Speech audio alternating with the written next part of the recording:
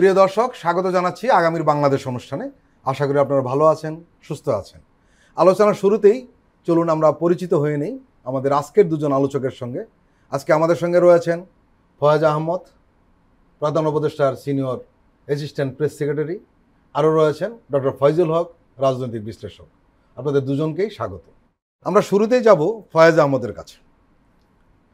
আমরা লক্ষ্য করছি সরকার যে কয়েকটি সংস্কার কমিশন গঠন করেছিল, প্রায় সবগুলিরই তাদের প্রতিবেদন জমা দিয়েছে। সবশেষ জমা পড়েছে স্বাস্থ্য বিষয়ক যে সংস্কার কমিশন ছিল সেটি। এই স্বাস্থ্য খাত সংস্কার কমিশনের সুপারিশমালা আমরা যতটুকু জানতে পারছি সাধারণ মানুষের মধ্যে কিন্তু প্রশংসিত হয়েছে, এবং তারা যে সুপারিশমালা দিয়েছেন এগুলো যদি বাস্তবায়ন হয় তাহলে আমরা আশাবাদ ব্যক্ত করতে পারি যে এই স্বাস্থ্য খাতের অনেক পরিবর্তন হবে। এবং আমরা প্রথমেই যেটা লক্ষ্য করেছি সেটি হলো যে স্বাস্থ্য খাতে বাজেট কত, এটি নিয়ে সবসময় সমালোচনা হতো। তারা প্রস্তাব দিয়েছেন এবার যে অন্তত জাতীয় বাজেটের 15% স্বাস্থ্য খাতে রাখা উচিত। এ বিষয়টি আপনি আমাদের একটু বুঝিয়ে বলবেন? জুলাই আগস্টের যে গণ অভ্যুত্থান, সেই গণ অভ্যুত্থান পরবর্তী সময়ে আমরা যদি বাংলাদেশের, বিশেষ করে ঢাকা শহরের দেয়ালগুলিতে যেই শিক্ষার্থীরা, আন্দোলনকারীরা তারা যেই বার্তা দিয়েছিল রাষ্ট্রের কাছে, সেটা হচ্ছে সংস্কার। বাংলাদেশের ব্যাপক সংস্কারের বিষয়ে এদেশের মানুষের এক ধরনের ব্যাপক আগ্রহ রয়েছে। এই আগ্রহের জায়গা থেকে কিন্তু অন্তর্বর্তীকালীন সরকার যখন 8 আগস্ট দায়িত্ব গ্রহণ করে, দায়িত্ব গ্রহণের পরপরই বিভিন্ন খাতে সংস্কারের জন্য বেশ কিছু কমিশন গঠন করেছে। এর মধ্যে একটি হচ্ছে স্বাস্থ্য বিষয়ক সংস্কার কমিশন। এই স্বাস্থ্য সংস্কার কমিশন সোমবার প্রধান উপদেষ্টার কাছে তাদের প্রতিবেদন জমা দিয়েছে। প্রতিবেদনে আপনি খেয়াল করলে দেখবেন যে অনেকগুলি সুপারিশ রয়েছে। এর মধ্যে সবচেয়ে গুরুত্বপূর্ণ যে জিনিসটা আপনি যদি খেয়াল করেন, দেখবেন যে বাংলাদেশের স্বাধীনতার 54 বছরে স্বাস্থ্য খাত নিয়ে সেই অর্থে সংস্কারের জন্য বা স্বাস্থ্য খাতকে ঠিক জনবান্ধব, জনমানুষের গণস্বাস্থ্যের যে বিষয়টা, সেটা কখনোই কখনো দেখা যায়। তো সেই জায়গাতে এটা একটা ব্যাপক চেষ্টা। স্বাস্থ্য, প্রাথমিক যে স্বাস্থ্য, সেই স্বাস্থ্যকে সাংবিধানিক অধিকার দেওয়ার জন্য, সাংবিধানিকভাবে যেন মানুষ বিনামূল্যে রাষ্ট্রের কাছ থেকে প্রাথমিক স্বাস্থ্য সেবাটুকু পেতে পারে, সে ধরনের একটি প্রস্তাব করা হয়েছে। সুতরাং আপনি যদি বাজেটের বিষয়টা দেখেন, আপনি যে প্রশ্নটা তুলেছেন, আসলে আমাদের বাজেটে স্বাস্থ্য খাত সবসময় উপেক্ষিত একটা বিষয় ছিল। বছরের পর বছর আমরা আমাদের ছোটবেলা থেকে দেখে আসছি স্বাস্থ্য খাত উপেক্ষিত। বাজেট প্রকাশের বা প্রস্তাবিত বাজেট যখন পার্লামেন্টে পেশ হয়, তার পরের দিন থেকে আমরা সংবাদপত্রে, টেলিভিশনে এই ধরনের নিউজ দেখে আসছি। কিন্তু এটা যেন একটা নিউজের আইটেমই হয়ে গেল। এটা কখনোই স্বাস্থ্য খাতে যে বাজেট বরাদ্দ বাড়ানো উচিত, এই বিষয়টি নিয়ে সিরিয়াসলি চিন্তা ভাবনা করা উচিত, সেটা আমরা দেখিনি। আশার বিষয় হচ্ছে এই সংস্কার কমিশন বাজেটের বরাদ্দ বাড়ানোর কথা বলেছে। এখন যে অবস্থায় আমরা আছি সেটা হচ্ছে আমাদের যে খাতোয়ারি যে বাজেট হয় সেটা 10 নম্বরে গিয়ে স্বাস্থ্য খাত পড়ে থাকে। এই অবস্থা তো থাকার কথা নয়। স্বাস্থ্যকে, প্রাথমিক স্বাস্থ্যকে যেরকম মৌলিক অধিকার হিসেবে সংবিধানে নিয়ে আসার বিষয়ে প্রস্তাব করা হয়েছে, একই কারণে আপনি যদি দেখুন প্রাথমিক স্বাস্থ্য যদি রাষ্ট্রকে দায়িত্ব নিতে হয়, সেক্ষেত্রে বাজেট বাড়ানোর প্রয়োজন আছে। এবং এটা এই দেশের প্রত্যেকটা মানুষের একদম ব্যক্তির স্বার্থের সঙ্গে ইনভলভ। সুতরাং এটা খুবই গুরুত্বপূর্ণ বিষয়। এর বাইরেও যে সমস্ত বিষয়গুলি, যেমন ডাক্তারদের চেম্বারে গিয়ে আমরা জানি যে ওষুধ কোম্পানির রিপ্রেজেন্টেটিভরা কি করেন, বা ডাক্তাররা ওষুধের, বিভিন্ন কোম্পানির ওষুধ কেনার জন্য রোগীদেরকে সাজেস্ট করেন, এই জিনিসগুলি যেন না হতে পারে, এগুলি যেন চিরতরে আসলে বন্ধ হয়, একটা স্থায়ী সমাধানের মধ্যে দিয়ে যায়, সেই বিষয়গুলিতে ব্যাপক প্রস্তাব করা হয়েছে। এবং অলমোস্ট সব প্রস্তাবই এখানে প্রশংসিত হচ্ছে, মানুষ খুব ইতিবাচকভাবে নিচ্ছে। এবং প্রধান উপদেষ্টা, আপনি যদি খেয়াল করেন যে এই প্রতিবেদন গ্রহণের পরপরই উনি সংশ্লিষ্ট যে সমস্ত দপ্তর, অধিদপ্তর রয়েছে তাদেরকে নির্দেশনা দিয়েছে এই সংস্কার প্রস্তাবগুলি যত দ্রুত বাস্তবায়ন করা যায় সেই পথে এগোনোর জন্য। ডক্টর ফয়জুল হক, এই প্রতিবেদনে দুর্নীতি ও দুর্বল ব্যবস্থাপনা হিসেবে যে পয়েন্টটা উল্লেখ করা হয়েছে সেটি হলো যে স্বাস্থ্য খাতে মূল বাধা হলো দুর্নীতি, ব্যবস্থাপনার দুর্বলতা এবং নিম্নমানের শিক্ষা ব্যবস্থা। বিশেষ করে একটা বিষয়ের ব্যাপার তো আমরা জানি যে এই স্বাস্থ্য খাতে দুর্নীতি কিভাবে হয়েছে। বিশেষ করে এদেশের সাধারণ মানুষ প্রত্যক্ষ করেছে যখন কোভিড হয়, যে দুর্নীতি কিভাবে হয়েছে, একেবারে মচ্ছব বলা যায় দুর্নীতি। এবং সরকারি হসপিটালগুলো যে স্বাস্থ্য খাতে তাদের পরিষেবাটা দিতে পারছে না বা হচ্ছে না, তার মূল কারণ কিন্তু দুর্নীতি এবং ব্যবস্থাপনার দুর্বলতা তো রয়েছেই। তারা কিন্তু এই যে চিহ্নিত করতে পেরেছে, এটা নিঃসন্দেহে একটা ইতিবাচক দিক। কি বলবেন? 53 বছরে এই স্বাস্থ্য খাত নিয়ে ওইভাবে কোনো যুগোপযোগী সিদ্ধান্ত কোনো সময় কোনো সরকার সুন্দরভাবে নিতে পারেনি। যেটা বর্তমান সরকারের এই স্বাস্থ্য খাতের যে কমিশন গঠন করা হয়েছে, তারা যেটা উদ্যোগ নিয়েছে সেটা অত্যন্ত প্রশংসনীয়, এবং তারা ফাইন্ড আউট করতে পেরেছে যে আসলে দুর্বলতার জায়গাটা কোথায়, বাংলাদেশের মানুষ আসলে কেন সেবাটা পাচ্ছে না, যতটুকু আছে ততটুকু তাদের দ্বারগোড়ায় কেন পৌঁছে যাচ্ছে না, এটা কিন্তু তারা এখন শনাক্ত করতে পেরেছে। এবং এই শনাক্তের উপরে ভিত্তি করে যখন কমিশনের রিপোর্টগুলো বাস্তবায়ন করা শুরু করবে, তখনই মূলত আপনার সাধারণ জনগণ এই স্বাস্থ্য খাতের সেবাটা পাবে। আপনি যদি একটু হিসাব করে দেখেন, এখন কিন্তু গ্রামে গ্রামেও কমিউনিটি আপনার কি বলে স্বাস্থ্য সেবার জন্য কেন্দ্র রয়েছে, কিন্তু কেন্দ্রে গেলে দেখবেন সেখানের সেবক নাই, অথবা দেখবেন ওষুধ নাই, অথবা দেখবেন সেখানে গরু ছাগল বিচরণ করছে, অনেক জায়গায় তালা চাবি নাই, ঠিকমতো তাদের বেতন নাই। এগুলোর অভিযোগ কিন্তু আমি গত 16 বছরের বিভিন্ন সময় তাদের ব্যাপারেও অনেক সময় আমরা মিডিয়াতে কথা বলেছি। তো যখন আপনি একটা জায়গায় সুষ্ঠু সুন্দর ব্যবস্থাপনা ম্যানেজমেন্ট করতে না পারবেন, পাশাপাশি সেই জায়গাটায় আপনি যখন ওষুধ সাপ্লাই থেকে শুরু করে জনগণের সেবার জন্য বেসিক যা দরকার সেটা আপনি দিতে না পারবেন, তখন সেই স্বাস্থ্য খাতটা শুধু নামকাওয়াস্তে রাখার মধ্য দিয়ে কোনো পরিবর্তন হবে না। আমি সরকারের এই জায়গাটায় আমার সবচেয়ে ভালো লেগেছে, কমিশনের অনেকগুলো কমিশনেরই পজিটিভ দিক আমার কাছে আছে, তবে স্বাস্থ্য খাতের বিষয়টা আমি সবচাইতে বেশি মনে করি যে সর্বাগ্রে রয়েছে আমার দৃষ্টিতে। যেমন আপনি দেখেন, স্বাস্থ্য খাত তো আপনি মুখে বললেন আর এমনি এমনি হয়ে যাবে এমনটা না। বাংলাদেশের মানুষের সবচেয়ে ঝুঁকির জায়গাটা কোথায়? আমাদের স্বাস্থ্য। এই দেশের যদি আপনি উন্নয়ন করতে চান, তাহলে আপনার যেমন শিক্ষা ব্যবস্থার পরিবর্তন করতে হবে, স্বাস্থ্য ব্যবস্থার পরিবর্তন না করলে এই মানুষের মানসিকতা, বেড়ে ওঠা, রাজনৈতিক যে কৃষ্টি, কালচার, সভ্যতা, কোনো কিছুই আপনার স্বাস্থ্য ভালো না থাকলে হবে না।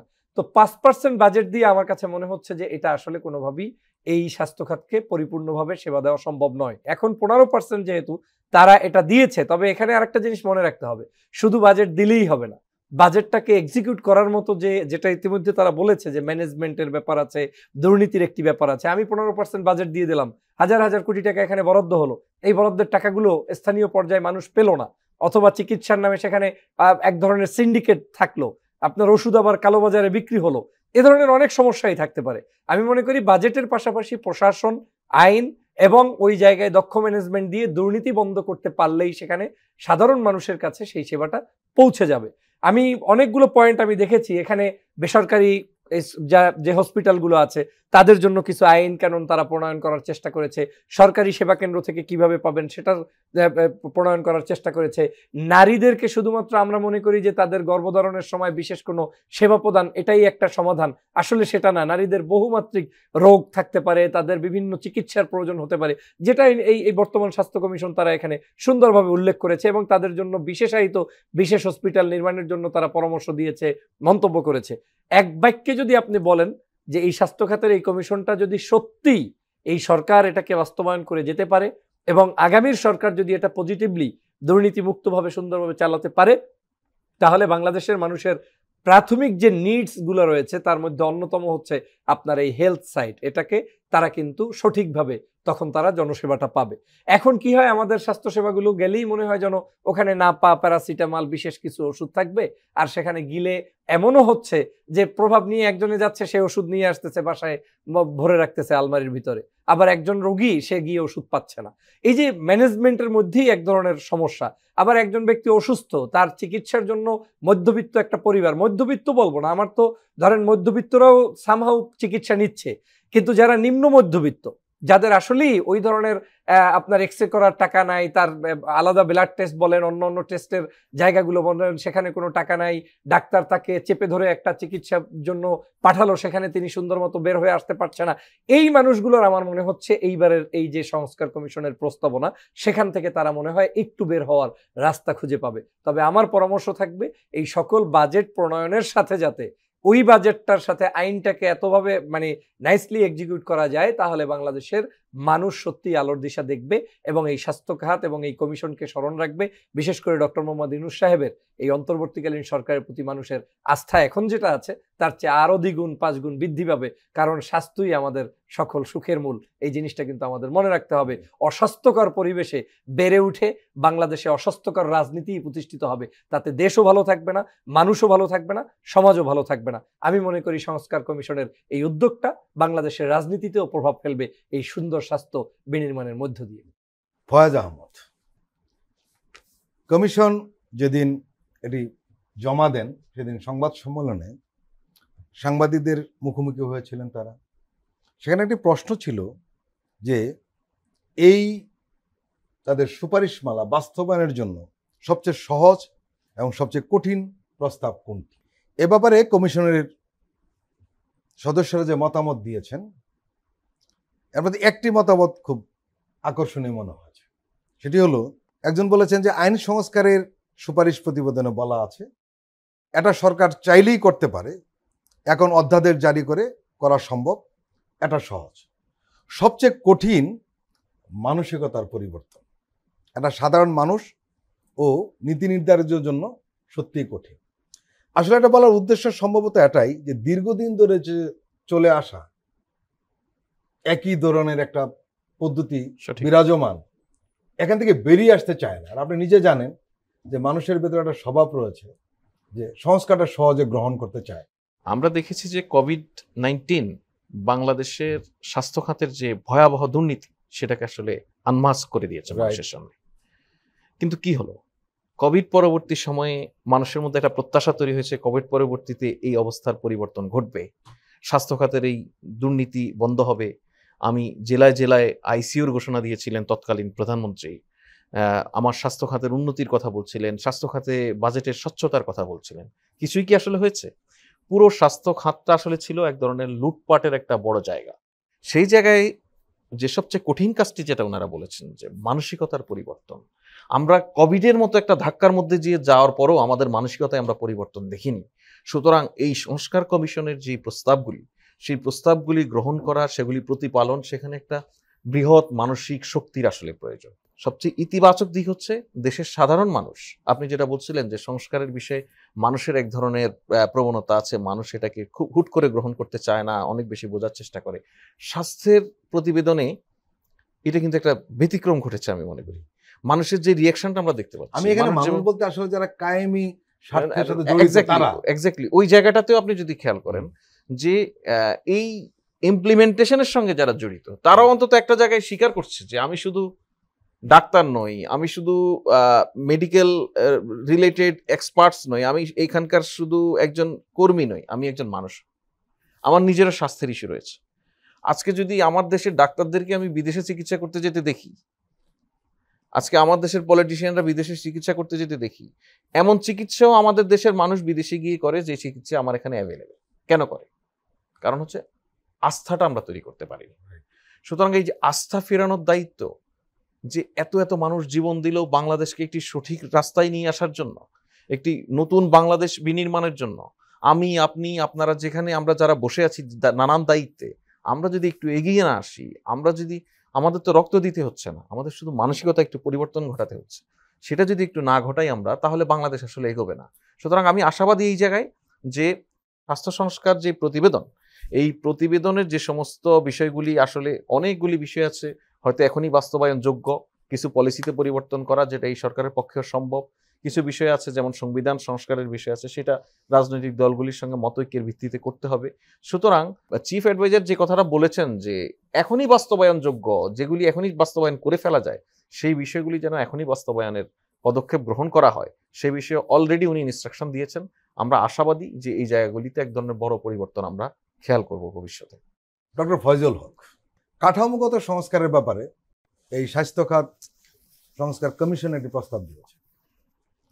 তারা বাংলাদেশ স্বাস্থ্য কমিশন, বাংলাদেশ হেলথ সার্ভিস ও স্বতন্ত্র পাবলিক সার্ভিস কমিশন গঠনের সুপারিশ করেছে। একেবারে আলাদা স্বতন্ত্র করার ব্যবস্থা করেছে। শুধু যারা এইখানকার মাধ্যমেই তারা এখানে পরীক্ষা দিয়ে পাশ করে তারা স্বাস্থ্য খাতে ঢুকবেন। এই যে আলাদা পাবলিক সার্ভিস কমিশন ব্র্যাকেটের স্বাস্থ্য গঠন করার যে সুপারিশটা করা হয়েছে, এই বিষয়ে আপনি কি বলবেন? আমি মনে করি এই ক্ষেত্রতে যদি আপনি সত্যি যুগোপযোগী কোনো পরিবর্তন করতে চান, তাহলে এই প্রস্তাবনার মধ্যে আমি দ্বিমত পোষণ করার কোনো সুযোগ নেই। কারণ এই খাতটাকে আপনার যদি ভালোভাবে মানুষের মাঝে পৌঁছে দিতে হয়, তাহলে এই খাতটাকে পূর্ণাঙ্গ স্বাধীনতা দিতে হবে। কিন্তু স্বাধীনতা দেওয়ার মাঝে এর মানে এই নয় যে স্বাধীনতা দিয়ে সেই খাতটাকে আবার ধ্বংস করার জন্য কোনো পদ্ধতি খুলে দিবেন, সেটা হবে না। যেটার জন্য তারা ইতিমধ্যেই ফাইন্ড আউট করেছে যে এখানে দুর্নীতির জায়গাটা বন্ধ করতে হবে, অন্য অন্য সেক্টরগুলোতে আপনার সুষ্ঠু ম্যানেজমেন্ট করতে হবে। যেটা আমার প্রিভিয়াস আলোচক বলতেছিলেন যে পূর্বের সরকার এমন পরিমাণ দুর্নীতি লুটপাট করেছে যে স্বাস্থ্য খাতটা ছিল একটা তাদের রঙ্গমঞ্চের জায়গা, মূলত তারা সেখান থেকে ভালো কোনো কাজ করে না। তা আমি মনে করি এই কমিশনটি স্বাধীন থাকার মধ্য দিয়ে বাংলাদেশের স্বাস্থ্য সেবার উন্নতির লক্ষ্যে যদি হয়, কারণ আপনি দেখেন একটা জিনিস আপনি সুন্দরভাবে ডক্টররা সবাই মিলে করতে চাচ্ছেন বা এখানে সংশ্লিষ্ট ব্যক্তিরা করতে চাচ্ছেন, কিন্তু সেটার জন্য যদি তাকে অন্য কারো কাছে দ্বারস্থ হতে হয়, বসে থাকতে হয়, সিদ্ধান্তের জন্য থাকতে হয়, কিংবা কাউকে রিক্রুট করতে চাচ্ছে, সেই রিক্রুটমেন্টের জন্য যদি অন্য কোনো সার্ভিসের সাথে কমিউনিকেট করতে হয়, তাহলে তো তার এই কাজটা সুন্দরভাবে সে স্বাধীনভাবে পরিচালনা করতে পারবে না এবং জনগণ সেই সেবাটা পাবে না। সেই দৃষ্টিকোণ থেকে আমার কাছে মনে হচ্ছে যে অবশ্যই এটা স্বাধীন থাকা উচিত। যেমনিভাবে আমরা সবসময় বলে থাকি যে বিচার বিভাগ সম্পূর্ণ স্বাধীন থাকতে হবে, অন্য অন্য জায়গাগুলোতে আমরা বলি যে এই কমিশনগুলো আলাদা আলাদা স্বাধীন থাকতে হবে, স্বাস্থ্যটাকে আমি মনে করি সেই জায়গা থেকে ওই দৃষ্টিকোণ থেকে অবশ্যই পজিটিভলি আমি দেখছি যে তাদের স্বাধীনভাবে থাকলে তারা যদি সেটাকে আরো সুন্দরভাবে দেশের জন্য মানুষের জন্য করতে পারে, সেটা বাংলার মানুষের জন্য কল্যাণ হবে, দেশের জন্য কল্যাণ হবে এবং তারা মূলত এখান থেকে বাংলাদেশের একটা বৈপ্লবিক পরিবর্তন করতে পারবে। আপনি দেখেন একটু আগে বলতেছিলেন যে বিষয়টা যে করোনাকালীন সময়ে যে মহা দুর্নীতির হলো, এক সময় আমরা শুনলাম সরকার এটা দিচ্ছে, আবার শুনলাম বিভিন্ন দেশ থেকে ফিরিয়ে আসছে, ফ্রিটাকে সরকারেরটা ফ্রি, এই যে বিভিন্ন ঘোজামিল দেওয়া।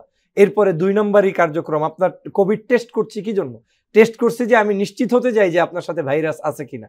টেস্ট করছি, কোনো রিপোর্ট ওখানে কোনো ধরনের আমার টেস্টিং হচ্ছে না, উইদাউট টেস্টিং আমাকে রিপোর্ট দিয়ে দিল। এবং এরপর মনে আছে আপনার নিশ্চয়ই শাহেদ সাহেব সহ বিভিন্ন মানুষ এখানে জড়িয়ে পড়লেন এবং তাদেরকে নিয়ে বিভিন্ন বিতর্ক হলো, ডাক্তাররা বা জড়িয়ে পড়লেন এবং তাদেরকে নিয়ে আমাদের সারা বাংলাদেশে অনেক আলোচনা হলো। তো এগুলো যদি হতে থাকে তাহলে তো স্বাস্থ্য খাতের উপরে মানুষের কোনো বিশ্বাস এবং আস্থার জায়গাটা তৈরি বিন্দুমাত্র হবে না, এবং বরং যেটা হবে আমরা আরো ঝুঁকির মধ্যে থাকবো। আপনাকে কাগজে লিখে দিলাম যে আপনি সুস্থ, অন্যদিকে আপনি অসুস্থ, আপনার ব্যাপারে আমি কোনো রিপোর্টই নিতে পারলাম না।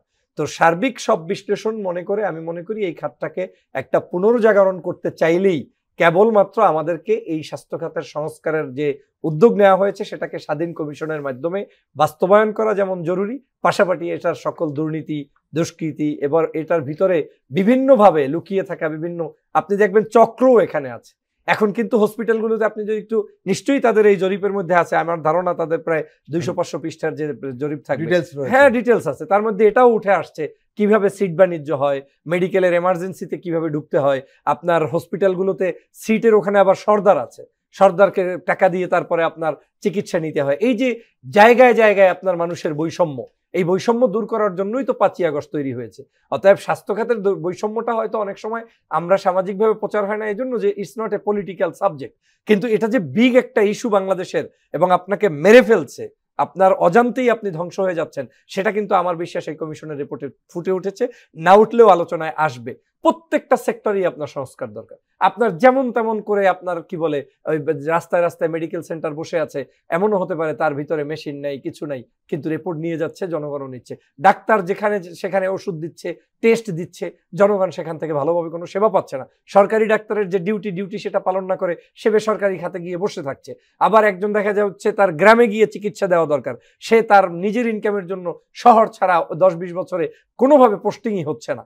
এই যে বিভিন্ন খাত রয়েছে, এই সব খাতগুলোকে যদি মনিটরিং করতে হয় তাহলে অবশ্যই এটাকে স্বাধীন এই যে কমিশন বললেন, যেটা আমাদের নিজস্বভাবে তারা পরিচালিত হবে এবং তারা সেটাকে সম্পূর্ণভাবে দেখবে। এবং আমি এটার পাশাপাশি অনুরোধ করব সরকারের একটা উচ্চ পর্যায়ের এটাকে আবার নার্সিং করার জন্য অথবা মনিটরিং করার জন্য আলাদা একটা সেলও থাকতে হবে, যে আমি তাকে স্বাধীন করে দিলাম আর যা ইচ্ছা তাই করলো না, তাদেরকে দেখার জন্য আবার একটা স্পেশাল বোর্ড থাকবে, যেই বোর্ডের দায়িত্ব হচ্ছে এই প্রতি 1 মাস পর পর 15 দিন পর পর প্রত্যেকটা সেক্টরের কাজ হচ্ছে না সেটাকে আবার মনিটরিং করে প্রধান উপদেষ্টা বরাবর কিংবা প্রাইম মিনিস্টার বরাবর স্পেশালি এই রিপোর্টটা দিবে। এবং সেটা বাংলাদেশের অন্তত 4-5টা খাতের দেওয়া উচিত।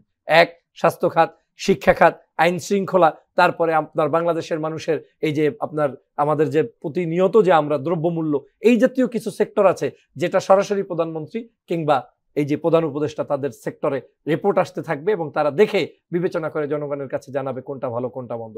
সর্বসাকুল্যে আমি বলতে চাই যে আমাদের এই স্বাস্থ্য খাতের এই কমিশন যে রিপোর্ট দিয়েছে এটা অত্যন্ত ভালো দিক, এবং এই রিপোর্টগুলো এখন বাস্তবায়নের অপেক্ষা। এবং 15% বাজেট হলে বাজেটটা যাতে কারো পেটে না যায়, বাজেটটা যেন মানুষের স্বাস্থ্য খাতেই ব্যয় হয়, সে ব্যাপারে সরকার এনশিওর করবে, সেটাই আমাদের প্রত্যাশা। প্রিয় দর্শক, আমরা এখন একটু বিরতি নিচ্ছি, আপনারা আমাদের সঙ্গেই থাকুন।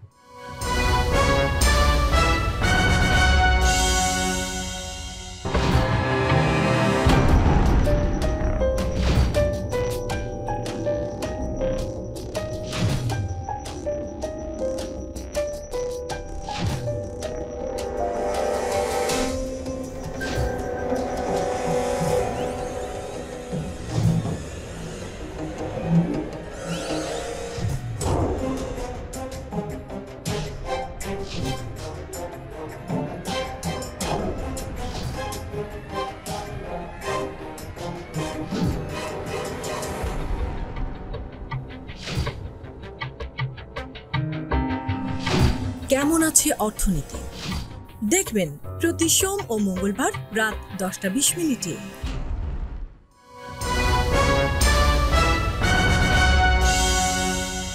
আবারও স্বাগত আগামীর বাংলাদেশ অনুষ্ঠানে। আজকে আমাদের সঙ্গে আলোচনায় রয়েছেন ফয়েজ আহমদ এবং ডক্টর ফয়জুল হক। ফয়েজ আহমদ সোমবার প্রধান উপদেষ্টা অধ্যাপক মোহাম্মদ ইউনূসের কাছে স্বাস্থ্য খাত সংস্কার কমিশন তাদের প্রতিবেদন জমা দিয়েছেন, যেটি নিয়ে আমরা এখন আলোচনা করছিলাম। সরকার সংস্কারের লক্ষ্যে যে কয়েকটি সংস্কার কমিশন গঠন করেছিল তার প্রায় সবগুলিও অলরেডি জমা পড়েছে, সেটা আমরা কিছুক্ষণ আগে উল্লেখ করছিলাম। আমরা দেখছি যে নারী বিষয়ক সংস্কার কমিশনের প্রতিবেদন ছাড়া বাকি সংস্কার কমিশনের প্রতিবেদন নিয়ে মতের বেশ মিল রয়েছে, দ্বিমত রয়েছে, বিতর্ক রয়েছে, তবে সরাসরি প্রত্যাখ্যানটা নেই। এটার পজিটিভ দিক। সংবিধান সংস্কার কমিশনের প্রতিবেদন ছাড়া বাকি সংস্কার কমিশনের দেওয়া সুপারিশের অনেক বিষয়ই অন্তর্বর্তীকালীন সরকার বাস্তবায়ন করতে পারে। এটি করা যায় আইন করে, অধ্যাদেশ জারি করে বা নীতিমালা তৈরি করে। কিন্তু সরকারের মধ্যে আমরা সেই তৎপরতা লক্ষ্য করছি না। যারা দ্রুত নির্বাচন চান সেই সব রাজনৈতিক দল অভিযোগ করছে নির্বাচনকে পিছিয়ে দেওয়ার লক্ষ্যে সরকার তৎপর হচ্ছে না। ফয়েজ আহমদ, আপনি কি বলবেন? এই সরকারের যেই কাঠামোগত অবস্থা বা সরকারের যে চরিত্রগত অবস্থা, সেটাকে যদি আমরা এভাবে বিশ্লেষণ করি, এই সরকার এমন কোনো সরকার নয় যেটা একটি বৃহৎ রাজনৈতিক দলের প্রতিনিধিত্ব করে। এই সরকার এমন কোনো সরকার নয় যার সরকার পরিচালনার পাশাপাশি মাঠে প্রচুর লোক রয়েছে তার জন্য বয়ান তৈরি করতে, তার কথা বলতে। সুতরাং একটি রাজনৈতিক বা দলীয় সরকার যখন ক্ষমতায় থাকে তখন সে যখন একটি কাজ করে, এইটা শত শত মুখে শত শত মাধ্যমে নানানভাবে উচ্চারিত হতে থাকে, তখন মনে হয় হ্যাঁ খুব তৎপর। আর আপনি যদি এই সরকারের কথা বলেন, এই সরকার তৎপরতার কতটুকু আন্তরিকতা দেখাচ্ছে সেটা আপনি দেখবেন যে জাতীয় ঐক্যমত্য কমিশন, যেই কমিশনটি গঠনই করা হয়েছে শুধুমাত্র এই সংস্কার প্রস্তাবগুলি সেগুলি স্টেক হোল্ডার অর্থাৎ রাজনৈতিক দলদের সঙ্গে আলাপ আলোচনা করে চূড়ান্ত পর্যায়ে নিয়ে যাওয়ার জন্য, সেই কমিশনের প্রতিনিয়তই কিন্তু একটি করে বৈঠক করছে, বিভিন্ন রাজনৈতিক দলের সঙ্গে বসছে, সেগুলিতে আসছে। একটি রাজনৈতিক দলের সঙ্গে বা রাজনৈতিক জোটের সঙ্গে যখন জাতীয় ঐক্যমত্য কমিশনের বৈঠক হয়, সেই বৈঠকে যে শুধুমাত্র নির্বাচন সংক্রান্ত সংস্কার এগুলি নিয়ে আলোচনা হয় তা নয়। আমাদের গণমাধ্যমের আগ্রহের জায়গাটা সেটা, আমাদের রাজনৈতিক দলগুলিও সেটা নিয়ে বেশি আলোচনা দেখতে চায়, সেই জন্য হয়তো সেটা কাভারেজটা বেশি হচ্ছে মিডিয়ায়। কিন্তু ওই বৈঠকে কিন্তু আপনার অন্যান্য যে ইস্যুসগুলি ইতিমধ্যে এসে হাজির হয়েছে আমাদের সামনে, সেগুলি নিয়েও প্রতিনিয়ত আলোচনা হচ্ছে। সুতরাং তৎপর নয় এই অভিযোগটি একেবারেই ঠিক নয়, কারণ সরকারের তৎপর হওয়ার জন্য কিন্তু ডোল পিটানোর আলাদা মেকানিজম নাই যে আমি এটাতে তৎপর, এটা আলাদা করে ঘোষণা করব। সরকার তো এই প্রতিশ্রুতি দিয়েই এই সরকার যে আমি এই সংস্কারের কাজগুলি করব। আপনার সাথে একটু দ্বিমত পোষণ করতে চাই। সেটি হলো, আমরা জেনেছি যে বিভিন্ন সংস্কার কমিশন যে প্রতিবেদন জমা দিয়েছে, সরকারের পক্ষ থেকে বলা হয়েছে যে আপনারা সেই তালিকাটা দিন যেগুলো আসুক বাস্তবায়ন করা যায়। তারা কিন্তু সেই তালিকাও দিয়েছে, কিন্তু সেই তালিকা বাস্তবায়ন কোথায় হচ্ছে একটি প্রশ্ন।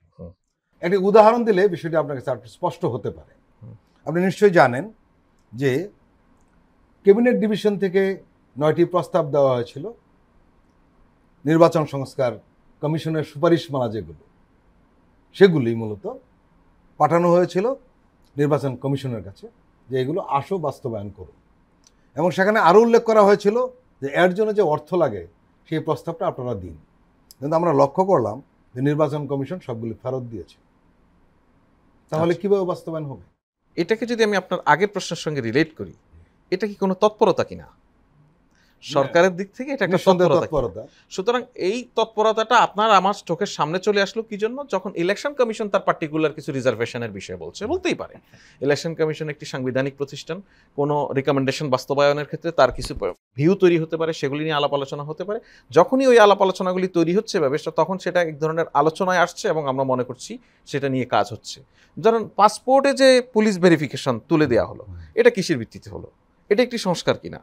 ধরুন আপনি আমাদের যে প্রবাসী ভাইয়েরা যে বিদেশ যাওয়ার ক্ষেত্রে যে বিমানের ভাড়া নিয়ে এক ভয়াবহ পরিস্থিতির মুখোমুখি ছিলেন, সেটা অর্ধেকেরও নিচে প্রায় নেমে এলো বিমান ভাড়া, সেটা কিসের ভিত্তিতে হলো? এই ধরনের অনেকগুলি জায়গায় আমাদের জুডিশিয়ারিতে বেশ কিছু কাজ হয়েছে। অনেকগুলি জায়গায় যে জিনিসগুলি বাস্তবায়ন করে ফেলা যায় সেগুলি করে ফেলা হচ্ছে।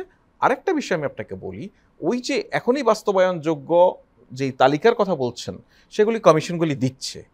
এটা কিন্তু প্রধান উপদেষ্টার পরামর্শে উনি কমিশনগুলিকে অনুরোধ করেছেন যখন প্রতিবাদ যে আপনারা আমাদেরকে এখনই বাস্তবায়ন করা যায় এরকম বিষয়গুলিকে আলাদা করে একটা প্রতিবেদন দেন, যেন আমরা এগুলি এখনই করে ফেলতে পারি। বেশ কয়েকটি সংস্কার কমিশন কিন্তু দিয়েছে। হ্যাঁ, কমিশন দিয়েছেও। সুতরাং এই যে কমিশনের কাছ থেকে সেগুলি পাওয়া, সেগুলি নিয়ে আবার ক্যাবিনেটে অর্থাৎ আপনার উপদেষ্টা পরিষদে একটু আলোচনা করে নেওয়া, সেগুলি নিয়ে একটা প্রক্রিয়ার বিষয়। আমি আপনাকে এতটুকু বলতে পারি, হয়তো কোনো এক কারণে আমাদের এটা দুর্বলতা, এই সরকারের যার সঙ্গে আমরা যারা কাজ করি, আমাদের দুর্বলতা, আমাদের বিষয়গুলিকে আমরা অনেক প্রচারে নিয়ে আসতে পারি না। আবার অধিকাংশ ক্ষেত্রে আমরা প্রচার প্রয়োজন আছে বলেও মনে করি না, কারণ এই প্রচার দিয়ে পরবর্তীতে নির্বাচনে আমাদের পাস ফেল করার বিষয় আসেনি। কিন্তু প্রতিনিয়ত এগুলি নিয়ে কাজ হচ্ছে। সরকার যেই প্রতিশ্রুতিবদ্ধ এই সমস্ত জায়গায়, সেগুলি থেকে এক ছুলো সরে যায়নি, সেগুলি নিয়ে কাজ করছে। এবং সবচেয়ে ইতিবাচক দিক হচ্ছে আমাদের সংস্কারের যে প্রস্তাবগুলি, এর বিপুল প্রস্তাবের সঙ্গে সকল পলিটিক্যাল পার্টি একমত। সুতরাং আমরা যেই একটা দোলাচল মানুষের মধ্যে ছিল যে আসলেই সংস্কার কিছু হবে কিনা, সেটা থেকে আমরা অনেকটা এখন বেরিয়ে এসেছি। রাজনৈতিক দলগুলি সহ অন্যান্য স্টেক হোল্ডাররা অপিনিয়ন দিচ্ছে। কমিশন সম্পূর্ণ স্বাধীনভাবে তার কার্যক্রম করছে এবং ওই স্বাধীনভাবে কার্যক্রমের মধ্য দিয়েই যে রিকমেন্ডেশন বা যে প্রতিবেদন তাদের চিন্তা প্রসূত, তারা যে সমস্ত স্টেক হোল্ডারদের সঙ্গে মাঠ পর্যায়ে নানান জায়গায় বৈঠক করে অপিনিয়ন নিয়েছে, সেইটাই কিন্তু সাবমিট করছে। সেইটা কিন্তু বাস্তবায়নের চূড়ান্ত জায়গাটা যাচ্ছে কোথায়? সেটা যাচ্ছে ঐক্যমত্য কমিশনে, সেই কাজগুলি হচ্ছে। সুতরাং সরকার যেমন স্বাধীনভাবে এই কাজগুলি করার সুযোগ করে দিয়েছে, কোনো জায়গায় হস্তক্ষেপ করেনি, সেটা নিয়ে আলোচনা হচ্ছে। কোনো কোনো ক্ষেত্রে, বিশেষ করে নারী সংস্কার কমিশনের ক্ষেত্রে, প্রতিক্রিয়াটা একটু বেশি দেখানো হয়ে গেছে আমি মনে করি। কারণ আপনার কাছে যদি আপনি কখন আপনার একটা দাবি নিয়ে মিছিল করবেন, যখন আপনি দাবি নিয়ে আলোচনার জায়গা কোনো জায়গা নেই, আপনার দাবি নিয়ে সুনির্দিষ্ট প্ল্যাটফর্ম রয়েছে, আপনার জন্য আগে থেকেই এই প্ল্যাটফর্ম রেডি করে রাখা আছে যে যদি কোনো বিষয়ে আপনার দ্বিমত থাকে, সেই দ্বিমত নিয়ে আপনি আলোচনা করবেন। আপনি সেই দ্বিমত নিয়ে ওখানে আলোচনা না করে আপনি যখন মাঠে নেমে পড়েন, যখন এটাকে এমন একটা অবস্থায় নিয়ে যান যে আপনার সম্পূর্ণ জাতিগোষ্ঠীর অর্ধেকাংশকে আপনি নানানভাবে অপমান অপদস্থ করে বসেন, এটা কারো কাছে কাম্য নয়। সুতরাং সুনির্দিষ্ট কোনো পয়েন্টে এই প্রতিবেদনের সব কিছুর সঙ্গে দেশের সব মানুষ একমত হবে এর কোনো কারণই নেই। অনেক বিষয় নিয়ে মানুষের ঐক্যমত্য থাকতে পারে, অনেক বিষয় নিয়ে দ্বিমত থাকতে পারে। আমাদেরকে মাথায় রাখতে হবে জুলাই আগস্টের যে আন্দোলন, সে আন্দোলনের মধ্য দিয়ে আমরা যে বাংলাদেশে প্রবেশ করেছি, সেখানে ভিন্ন মত শোনার পর্যাপ্ত জায়গা আছে। আমাদের জন্য এই পথটা তো উন্মুক্ত, আমাদের জন্য এখানে রাস্তায় গিয়ে হই হুল্লোড় করার কিছু নেই। এটা নিয়ে এটার পর্যাপ্ত জায়গা আছে, সবার ঐক্যমত্যের ভিত্তিতে না হলে এই ধরনের কোনো কিছুই বাস্তবায়ন হবে না। সুতরাং ওই জায়গাটা আমাদেরকে মাথায় রাখতে হবে, কি প্ল্যাটফর্ম আমার সামনে আছে।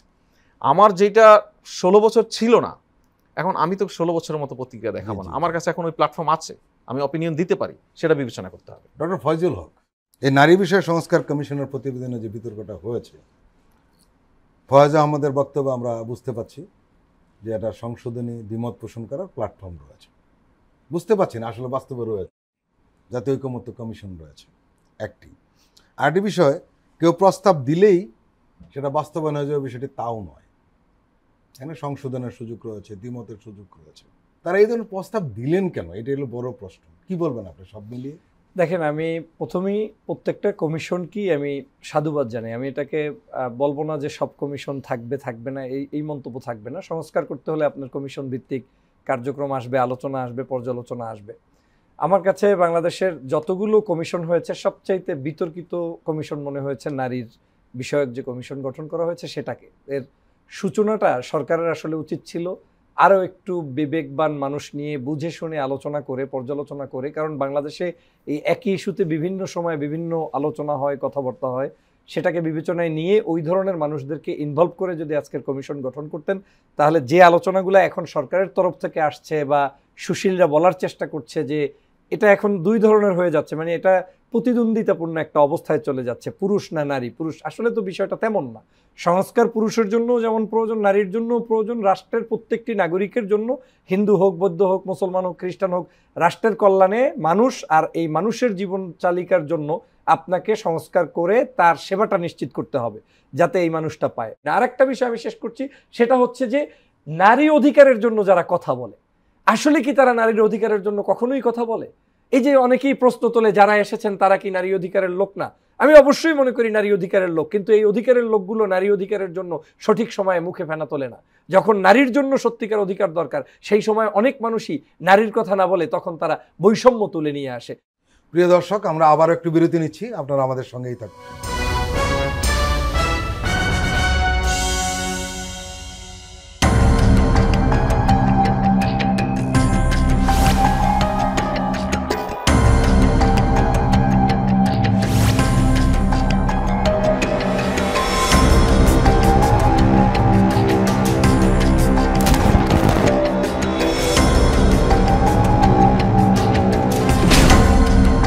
ফ্যাসিবাদের দিনলিপি, গবেষণা ও উপস্থাপনা সাইদ খান, প্রযোজনা আফরোজা সুলতানা ও মামুন মাহমুদ।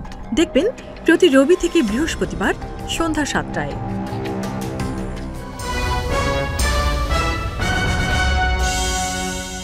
আবারও স্বাগত আগামীর বাংলাদেশ অনুষ্ঠানে। আজকে আমাদের সঙ্গে আলোচনা রয়েছেন ফয়েজ আহমদ, প্রধান উপদেষ্টার সিনিয়র অ্যাসিস্ট্যান্ট প্রেস সেক্রেটারি, রয়েছেন রাজনৈতিক বিশ্লেষক ডক্টর ফাইজুল হক।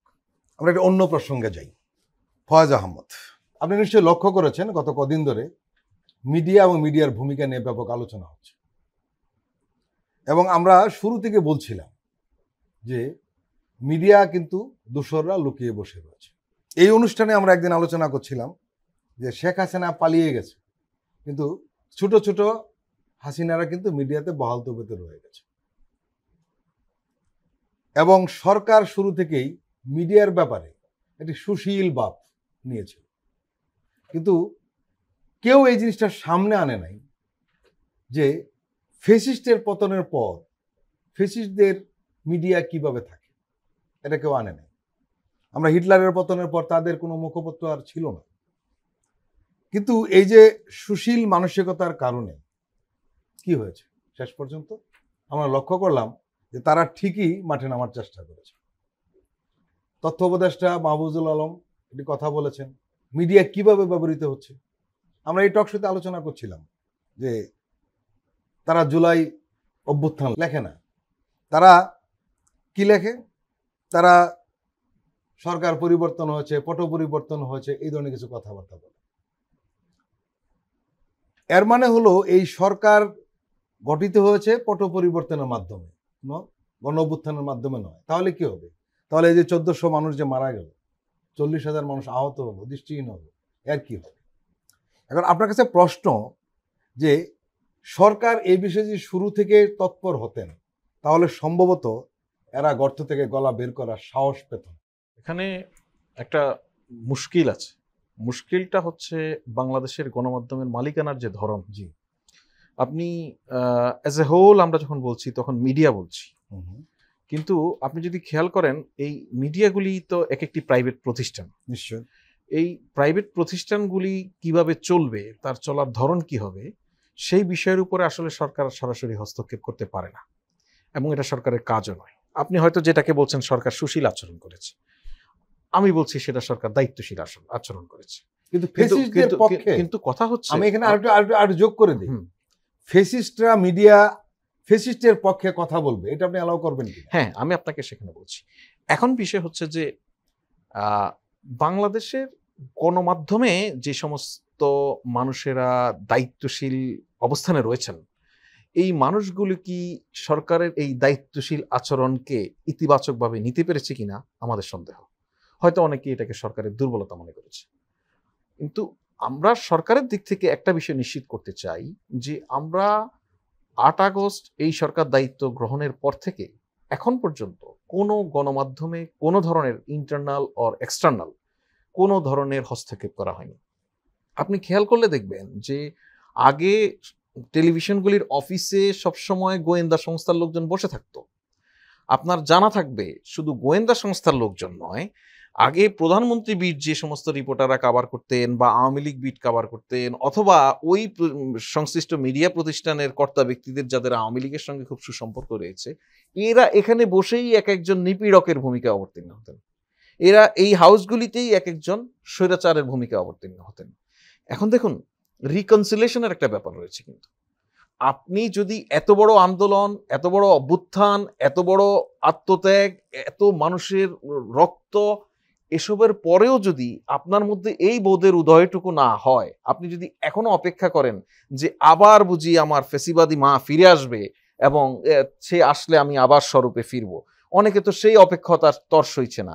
এখনই গণমাধ্যমের যে ভাষার রাজনীতি, আপনি দেখুন জুলাই অভ্যুত্থানকে আপনার অভ্যুত্থান বলতে পারছেন না, জুলাই অভ্যুত্থানকে আপনার আন্দোলন বলতে হচ্ছে। জুলাই আন্দোলন বলছে। একটি অভ্যুত্থানের সরকারকে আপনি অভ্যুত্থানের সরকার বলতে পারছেন না, আপনার একটি চেঞ্জ ওভারের কথা বলতে হচ্ছে, আপনার রেজিম চেঞ্জের কথা বলতে হচ্ছে। মানে আপনি কাদের বয়ান এখানে প্রচার করার চেষ্টা করছেন? সরকার সবকিছুই দেখে, সবকিছুই বোঝে, কিন্তু সরকার গণমাধ্যমের স্বাধীনতার বিষয়ে যে পরিমাণ টলারেন্স দেখাচ্ছে, এটা সরকার দেখাতে চায়। সরকার মনে করে কোন গণমাধ্যমকে মানুষ বর্জন করবে, কোন গণমাধ্যমকে মানুষ গ্রহণ করবে, এটা মানুষের সিদ্ধান্ত। এবার আপনি খেয়াল করুন, আপনি সাম্প্রতিক সময়ে সংস্কৃতি উপদেষ্টার একটি প্রেস কনফারেন্সে প্রশ্ন নিয়ে একটি অবস্থার কথা বলছিলেন। কি হয়েছে সেখানে? সেখানে কি কোনো সাংবাদিক কোনো প্রশ্ন করেছিল? সেটাকে আপনি প্রশ্ন বলতে পারেন? সাংবাদিকরা তার অপিনিয়ন দিচ্ছিল, সাংবাদিক তার অবস্থান পরিষ্কার করছিল যে শেখ হাসিনা খুনি নয়, সাংবাদিক তার অবস্থান পরিষ্কার করছিল যে জুলাই এখানে কিছু হয়নি। তাহলে সেটাকে যদি আমরা এখন প্রশ্ন বলে আখ্যায়িত করার চেষ্টা করি, এটা হচ্ছে অপরাধকে নমনীয় করা, এটা হচ্ছে ফেসিবাদের সহযোগী হিসেবে নিজেদেরকে সামনে নিয়ে আসা। সুতরাং সেখানেও কি করেছে সরকার? সরকার ওই সংস্কৃতি উপদেষ্টা ওই প্রোগ্রামেই, ওই আলোচনাতেই উনি ওনার অবস্থানটা পরিষ্কার করেছেন, উনি যেভাবে বুঝেন বিষয়টাকে সেভাবে ব্যাখ্যা দিয়েছেন, শেষ। পরবর্তীতে আমরা দেখলাম যে এই ঘটনার পরে 3 জন রিপোর্টারের চাকরি গেল, তাদের প্রতিষ্ঠানগুলি। একদল মানুষ ঝাঁপিয়ে পড়লো, সরকার বুঝি তাদের চাকরি খেল, সরকারের নির্দেশে বুঝি তাদের চাকরি গেল। অথচ একবারও মানুষ ওই গণমাধ্যম প্রতিষ্ঠানের মালিকদেরকে প্রশ্ন করলো না কেন আপনার তাদের চাকরি খেল। মানুষ সরকারের দিকে আঙ্গুল তুলতে গিয়ে প্রকৃত অপরাধীদেরকে ছেড়ে দিয়েছে। কিন্তু সরকার এখানে কি করতে পারে? এখানে আপনার কথাটা যোগ করি যে প্রশ্ন করার যে অধিকার, সেই প্রশ্ন করার অধিকার কিন্তু তারা এখানে প্রয়োগ করলো না, মালিককে জিজ্ঞেস করলো না। প্রথম কথা হচ্ছে, হ্যাঁ, আপনার প্রথম কথা হচ্ছে একটা প্রশ্নই নয়, সেটাকে আপনি প্রশ্ন করার অধিকারের সঙ্গে তুলনা করছেন। আরেকটা হচ্ছে যেই জায়গাটা আপনার প্রশ্ন করা উচিত, যে জায়গায় আঙ্গুল তোলা উচিত, সেটা না তুলে আপনি সরকারকে দুর্বল পেয়েছেন, সরকারের দিকে আঙ্গুল তুললেন, সেটা করেছেন। এখন সরকার ওখানে কি করতে পারে? সরকার যখন একটি বেসরকারি প্রতিষ্ঠান তার কোনো এমপ্লয়িকে চাকরিচ্যুত করবে সুনির্দিষ্ট কোনো কারণে, সেখানে যদি ওই ব্যক্তি না, যতক্ষণ পর্যন্ত না মনে করে যে সে ডিপ্রাইভ হয়েছে, যতক্ষণ পর্যন্ত সে আইনের আশ্রয় না চায়, যদি তাকে লেবার ল অনুযায়ী তার দেনা পাওনা বুঝিয়ে না দেয়, তখন সে সরকারের সহযোগিতা চাইলে সরকার সহযোগিতা করতে পারে। এর বাইরে কিছু করার নেই সরকারের। কিন্তু আপনারা কি করলেন? আপনারা বিষয়টাকে এমনভাবে উপস্থাপন করার চেষ্টা করলেন সরকারের, আমি তো আপনার এখন অন রেকর্ড বলছি যে সরকারের কোনো পজিশন থেকে, কোনো অফিস থেকে, কোনো দপ্তর থেকে, কোনো এজেন্সি, কেউ কি ওই প্রতিষ্ঠানগুলির সঙ্গে কথা বলেছেন? আপনারা সেখানে আরেকটা জিনিস আবিষ্কার করার চেষ্টা করলেন, মব, যে ফেসবুকে বলেছে এই করবে সেই করবে, এই জন্য তারা ভয়ে চাকরিচ্যুত করে দিয়েছে। আরে আমি এখানে আপনাকে দুইটা জিনিস বলি, কোনটা মব আর কোনটা মানুষের প্রতিবাদের অংশ? আপনি এমন এক বিষয় নিয়ে প্রশ্ন উত্থাপন করেছেন যে শেখ হাসিনাকে খুলি বলা যাবে না, আদালতের রায় লাগবে সেটা বলার জন্য। সেখানে যে সমস্ত জুলাই অভ্যুত্থানে যে সমস্ত মানুষের রক্ত দিয়েছে, যারা স্বজন হারিয়েছে, তাদের যে প্রতিক্রিয়া, সেটাকে আপনি মব বলতে পারেন না, তারা বিরক্ত হবে। আর আপনি মবের কথাই যদি বলেন, আপনি 5 আগস্ট পরবর্তী সময়ে এদেশের সবচেয়ে বেশি বড় মব যদি গণমাধ্যম প্রতিষ্ঠান হিসেবে মোকাবেলা করতে হয়, সেটা প্রথম আলো, ডেইলি স্টারকে মোকাবেলা করতে হয়েছে। সরকার সুরক্ষা দেয়নি, সরকার তাদের মিডিয়া প্রতিষ্ঠানের নিরাপত্তা নিশ্চিত করেনি, তাহলে আপনি কেন আগ বাড়িয়ে নিজের কর্মীকে ছাঁটাই করলেন, বললেন যে আমি আর সংবাদ প্রচার করব না? এগুলি করে আমরা মনে করি এই প্রতিষ্ঠানে লুকিয়ে থাকা যারা স্বৈরাচারের দোসর, তারা সরকারকে বিব্রত করার চেষ্টা করেছে, এর বাইরে কিছু নয়। ফয়জুল হক, ফয়েজ আহমদ মবের কথা বলছিলেন, যে বিষয়টি ফেসিবাদের দোসররা সামনে আনার চেষ্টা করছে। কিন্তু আমি দুটো উদাহরণ আপনাকে দিই, তখন কিন্তু তারা নীরব ছিল। একটি উদাহরণ হলো কুষ্টিয়াতে মাহমুদুর রহমানের উপর অ্যাটাক, আর হলো দৈনিক সংগ্রামে ঢুকে তারা যে মবটা করেছে, প্রবীণ সাংবাদিক সম্পাদক আবুল আসাদকে যেভাবে টেনে পুলিশ সাথে তুলে দিয়েছে, তখন কিন্তু এরাই মবের কথা বলেনি। কি বলবেন? রাইট। আপনি দেখেন এখানে একটা জিনিস একটু খেয়াল করলে দেখবেন যে মব কিন্তু আসলে আওয়ামী লীগ তাদের ওবায়দুল কাদেররাই পূর্বে ঘোষণা করে দিয়ে গিয়েছিল।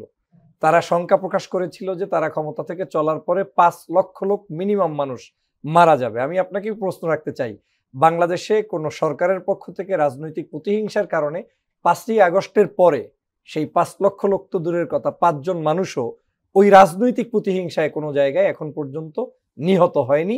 যদি কিছু হয়ে থাকে সেটা হচ্ছে তাদের কোনো কোন্দল কিংবা ইন্টারনাল কোনো ভিন্ন বিষয় থাকার কারণে। তো মব সৃষ্টি কিন্তু আওয়ামী লীগ করতে চেয়েছে উস্কে দিয়ে, যাতে করে ক্ষমতা থেকে যাওয়ার পরেও আপনারা এই কর্মকাণ্ডগুলো করেন। সেটা কিন্তু এদেশের জনগণও করে নাই, রাজনৈতিক দলও করে নাই, আর সরকারও সেটাকে সমর্থন করে নাই। আপনি একটা ভালো পয়েন্ট তুলেছেন যে মাহমুদুর রহমান এবং আপনার আবুল আসাদ সাহেবের উপরে যে অত্যাচারটা করেছে, একজন সম্পাদককে ডাইরেক্ট টেনে হিস্ট্রে নিয়ে আসছে, থাপ্পড় মারছে, কিল মারছে, ঘুষি মারছে, সেটা আমি আবুল আসাদ সাহেবের ক্ষেত্রে দেখেছি। একজন বয়োজ্যেষ্ঠ এবং ওই সময়ের মনে হয় ওনার চাইতে বয়োজ্যেষ্ঠ কোনো সংবাদপত্রের সম্পাদক ছিলেন না, তার উপরে সেটা করেছে। মাহমুদুর রহমান সাহেবের উপরে করা হয়েছে, সেই কুষ্টিয়ার আদালত চত্বরে তাকে রক্তাক্ত করা হয়েছে। কিন্তু বাংলাদেশে এখন পর্যন্ত আমার জানা মতে কোনো সংবাদপত্রের সম্পাদকের গায়ে এখন পর্যন্ত এই মানের কোনো জায়গায় একটা টোক্কা পর্যন্ত কেউ কিন্তু লাগায়নি, দেয়নি। আমার কাছে কেন জানি মনে হচ্ছে যে বাংলাদেশের এখন মিডিয়াগুলো চোখের সামনে ভাসছে, মনে হয় যেন তারা কোনো অপরাধী করে নাই। এত বেশি সুফি সাধক তারা যে তাদের কোনো দোষ নেই, তাদের কোনো, তারা আমাদের মতোই, মানে সবাই যারা ফেসিবাদের বিরুদ্ধে আমরা লড়াই করেছি, আমরাও যা তারাও তা, অথচ তারা এই ফেসিবাদকে টিকিয়ে রেখেছে। এমনকি শেখ হাসিনা বিদেশ থেকে আসার পরে সংবাদ সম্মেলন করলে প্রশ্নগুলো পর্যন্ত করতো ফেসিবাদকে টিকিয়ে রাখার পক্ষে। মানে একটা প্রশ্ন ছিল না যে কাউন্টার প্রশ্ন। আমি আপনাকে দুঃখের সাথে বলতে চাই, গত কয়েকদিন আগে যেটা একটু উনিও উল্লেখ করলেন যে ফেসিবাদের এই মানে একটা সংবাদ সম্মেলনে, বিশেষ করে সাংস্কৃতিক উপদেষ্টা ছিলেন, সেই সংবাদ সম্মেলনের মানে তার একটা কনফারেন্সের মধ্যে 3 জন সাংবাদিক যে প্রশ্ন করলেন, আপনি নিজে একটু অ্যানালাইজ করেন যে এই প্রশ্নের ধরনটাই তো বলে দেয় যে ওরা দোষর কি দোষর না। আপনি প্রশ্নের রাইট আছে কি নাই সেটা তো পরের কথা। এই দেশে শেখ হাসিনা যে বাংলাদেশে একজন ফেসিবাদের মহানায়ক এবং তিনি যে খারাপ একজন মানুষ হিসেবে পালিয়ে গিয়েছে, এটাকে স্বীকার করে তারপরে তো আপনি সংবাদপত্রের আপনার স্বাধীনতার কথা বলবেন। আপনি তো তার চোরকে চোর না বলে তো সংবাদপত্রের স্বাধীনতা হয় না, খুনিকে খুনি না বললে তো সংবাদপত্রের স্বাধীনতা হয় না। এখন শেখ হাসিনা খুন করে গেলেন, তাকে আপনি খুনি বলবেন না, উল্টো আপনি একজন উপদেষ্টাকে বিব্রতকর পরিস্থিতির মধ্যে ফেলালেন। কেন তার জন্য মোটিভ করা হলো, কেন শেখ হাসিনাকে এই নামে বলা হয়? তো এটার দ্বারাই প্রমাণ হচ্ছে যে আমাদের আসলে বাংলাদেশের কোনো জায়গা থেকে এখন পর্যন্ত দোসররা পূর্ণাঙ্গভাবে বিতাড়িত হয়নি। তবে সরকার যে কাজটা করছে সেটা হচ্ছে, সরকার তো শুধু আমার একটা ঘরের সংসার না যে যা ইচ্ছা তাই করব, আমি চাইলাম আর সে করবে। সরকারকে দেশ দেখতে হয়, বিদেশ দেখতে হয়, বিদেশি বিভিন্ন অর্গানাইজেশনের সাথে কথা বলতে হয়। সে কারণে অনেক অধিকার নিয়ে তারা হয়তো কথা বলার কারণেই চুপচাপ অনেক কিছু সহ্য করতে হয়। কিন্তু বাস্তবতা কি? জনগণ কিন্তু এই ধরনের স্বাধীনতায়ও পক্ষে না, আবার এই ধরনের দুষ্ট মানুষদেরকে রেখে তারপরে সংবাদপত্র পরিচালনার পক্ষে না। এখন এখানে যেটা ভূমিকা পালন করতে হবে সেটা আমাদের জনগণকে করতে হবে। শুধু সরকারের অপেক্ষায় বসে না থেকে জনগণ মব সৃষ্টি করবে না, তবে জনগণ এই ধরনের সংবাদপত্র, এই ধরনের সাংবাদিক, এই ধরনের কর্মকাণ্ডের ব্যাপারে জুলাই বিপ্লব যেভাবে উজ্জীবিত হয়ে করেছে, তাদেরকেও কৌশলে আপনাকে যে কোনো মূল্যে, আপনি যখন তাকে ঘৃণা করবেন, তার দিকে চলবেন না, তার জায়গাটাকে আপনি অ্যাভয়েড করবেন, ওরা বাধ্য হবে বাংলাদেশের সত্যিকার গণমাধ্যম যেভাবে চলা উচিত সেই জায়গাটায় ফিরে আসতে। আর যদি সেটা না আসে, তাহলে বাংলাদেশের এই গণমাধ্যমরাই আজকে যেভাবে আমাদেরকে বিগত সময়ে আওয়ামী লীগের দোসররা এই বাংলাদেশটাকে নিয়ন্ত্রণ করে জনগণকে কষ্ট দিয়েছে, এরাই কিন্তু একটা সময় গিয়ে আবার আমাদের এই যে জুলাই বিপ্লব হয়েছে কিংবা আমাদের অভ্যুত্থান হয়েছে সেটাকে আন্দোলনে রূপান্তরিত করে একটা পর্যায়ে গিয়ে আমাদেরকে শেষ করে দিবে এবং আগামীতে আবার ওই ফেসিবাদের পুনর্বাসন করতে চাইবে। তবে আমরা সেই পুনর্বাসনের হওয়ার পথ বাংলাদেশের জনগণ দিব না ইনশাআল্লাহ। ফয়েজ আহমদ এবং ডক্টর ফয়জুল হক, আপনারা দুজনেই আমাদের দীর্ঘ সময় দিলেন, আপনাদেরকে আন্তরিক ধন্যবাদ। প্রিয় দর্শক, আজকের অনুষ্ঠান আমরা এখানেই শেষ করছি।